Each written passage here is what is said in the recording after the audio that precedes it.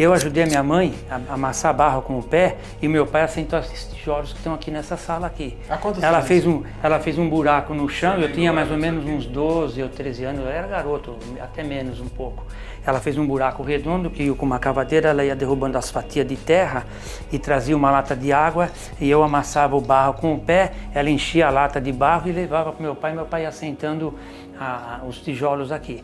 Aí chamou um pedreiro para ver se estava tudo em ordem, ele falou, tá tudo ótimo, senhor, você está fazendo melhor do que eu. Cada 5 fiadas de tijolo, o senhor passa uma fiada de arame e vai tocando, vai construindo aí. E a casa ainda é da mesma E a forma, casa é essa, tudo de não barro tem ainda. nenhuma rachadura, não tem nada, foi a casa que eu amassei o barro com o pé para o meu pai e minha mãe construir essa Década casa. de 50, né? Depois meus pais moraram aqui, eu morei aqui. Década de 50. E agora, eu nasci em 51, né? Então foi década de 60. Exatamente, era na década de 60, exatamente, E hoje é a loja Entendeu? aqui. Mas E a hoje loja é a não loja. começou aqui. Não, a loja começou aqui do lado, que depois nós vamos lá, vou mostrar o salãozinho onde começou a loja, num salãozinho aqui de 3x5. Nós alugamos um salão aqui, eu e o Wesley. Eu e o Wesley aqui com muito sacrifício, depois de eu ter saído lá. Porque eu comecei no ramo da música em 1981, lá na Ola Music Center. E durante 20 anos que eu trabalhei lá, essa loja, graças a Deus, teve um grande progresso no ramo da música. Nós chegamos a competir com lojas famosas aqui em São Paulo, que era a Manon, a Bevilacqua, a Leymar. Então, naquela época, a fatia do bolo do ramo de instrumentos musicais, a fatia do bolo era grande, porque a fatia se dividia em 5 ou 6 lojas, que eram lojas boas. Hoje em dia não, a fatia do bolo está dividida em milhões de pessoas. Então naquela época a gente dividia a clientela em 5 ou 6, que eram as lojas maiores aqui de São Paulo. Então quando eu comecei, ainda na época que eu comecei lá no Ola, em 1981, eu acompanhei a época dos órgãos de válvula, que quando começou o órgão de válvula eu vendia harmônio, antes do órgão de válvula eu vendia harmônio, aqueles de pedal com fólio, que produz o vento e você toca e ele... Aí eu vendia harmônio, depois eu comecei com órgão de válvula, que era fabricado pela Diatron, depois da Diatron passou para a Novatron e depois passou para a Gambit. Então na Diatron era válvula, depois na Novatron era com transistor. E depois, quando foi na época da Gambit, foi quando começaram os circuitos integrados. Ou seja, não era nada do que são esses aparelhos eletrônicos de hoje. Quantos órgãos E aí, você chegou a vender num dia? Ela vendia, mês lá, né? no mês vendia mais de 200 órgãos por mês. A gente teve dia de a gente, por exemplo, a Gambit, porque no final, quando ficou as indústrias maiores, que foram a Gambit e a Minami. Depois a Minami mudou o nome para Tokai, porque um dos sócios, que era o Tadao, que era da Minami, ele saiu da sociedade e ele abriu a Tamiya. Aí ficou Gambit, Tokai e a Tamiya.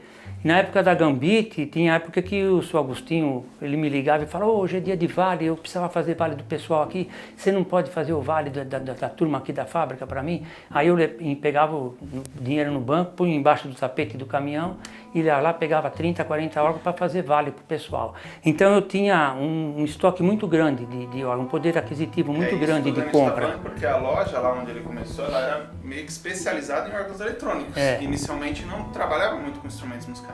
Não, depois nós começamos também no ramo de...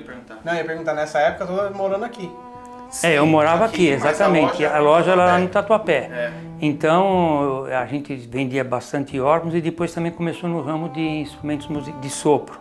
E a Viril era pioneira, como não tinha mais outra fábrica, era só a Viril que fabricava sopro aqui. E às vezes a gente ficava 3, 4 meses esperando um pedido para a Viril entregar. Então às vezes eu ia lá na Manon, nas outras lojas, comprava dessas lojas e eu vendia, nunca deixava faltar instrumento lá na aula. Eu vendia mais caro, mas eu tinha produto para atender a clientela. Então a meta sempre foi essa, nunca deixar faltar produto, né? E atender bem. Graças a Deus sempre demos um excelente, isso que eu passei para os meus filhos, que o principal é atender bem todos os clientes, entendeu? Isso é a minha meta principal. Então, e aí quando foi que abriu? Porque diz que vocês moravam aqui e abriram a loja ali. Isso aí, a época do Ola, ele trabalhou lá para o Sr. Samuel, para Dona Maria, muitos anos. 20 anos. 20 a 21 anos, né?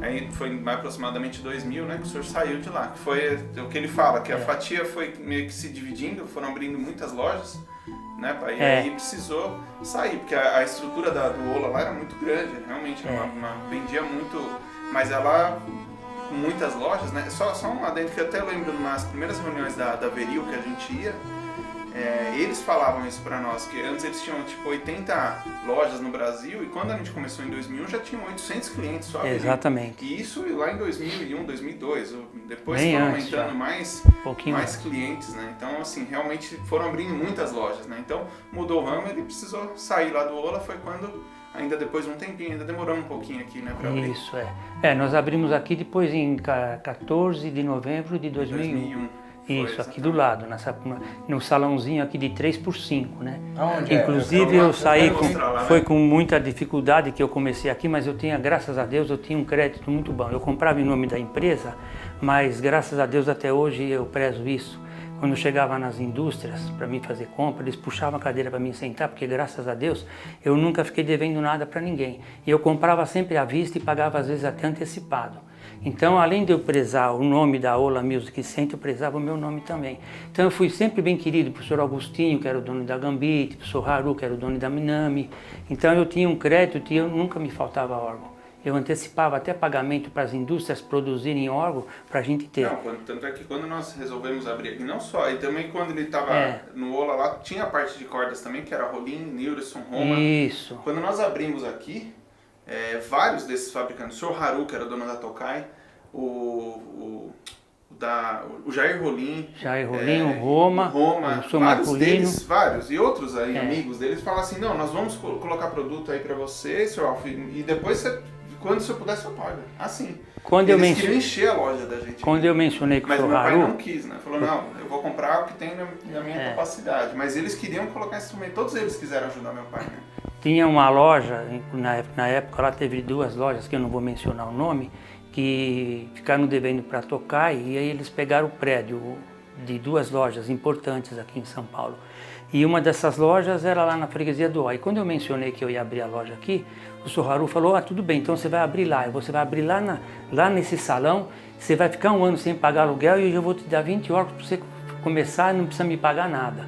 E ele insistiu várias vezes, mas eu falei, não, senhor Haru, eu vou ficar aqui num salãozinho de 3x5 aqui mesmo, mas se eu me perdoa, eu vou até aceitar se quiser me mandar alguns órgãos em consignação, tudo bem.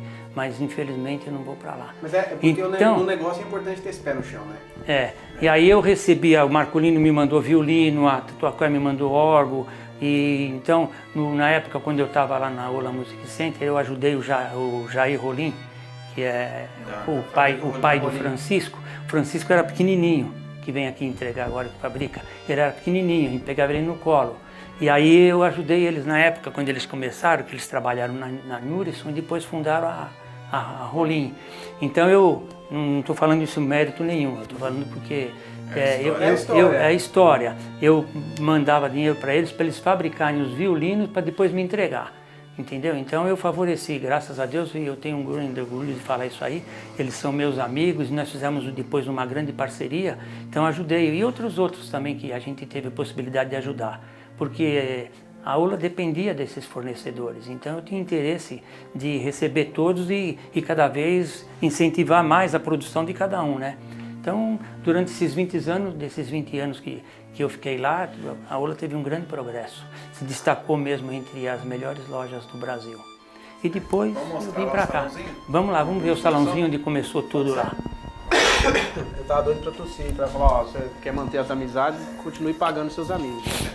Não fique devendo seus amigos. Hoje a loja é tudo. O Jean hoje vai me pagar aqui. Hoje a loja agora ocupa a casa toda aqui, que na época eu reformei essa casa para morar aqui. Então eu morei aqui durante alguns anos, um bom tempo, né? E depois que abriu a lojinha lá e ficou bem pequena. A loja era na garagenzinha onde a gente vai mostrar lá um salãozinho.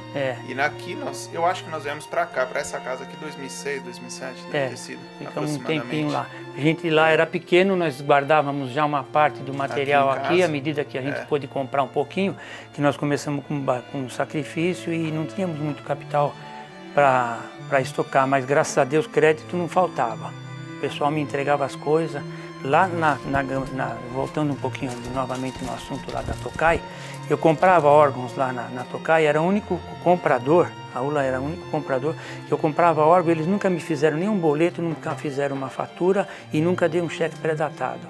Eu comprava e simplesmente o João Kim, que era o cobrador, não, senhor, eu vou entregar o dia que você puder, você paga. Era só de boca, eles me mandavam 20, 30, 40, 50 órgãos, depois de 10, 15 dias eu estava depositando. Foi a vida inteira assim. Nunca, se você for lá na indústria, você não vai ver uma fatura com o nome da ULA, era só na confiança, graças a Deus. Legal.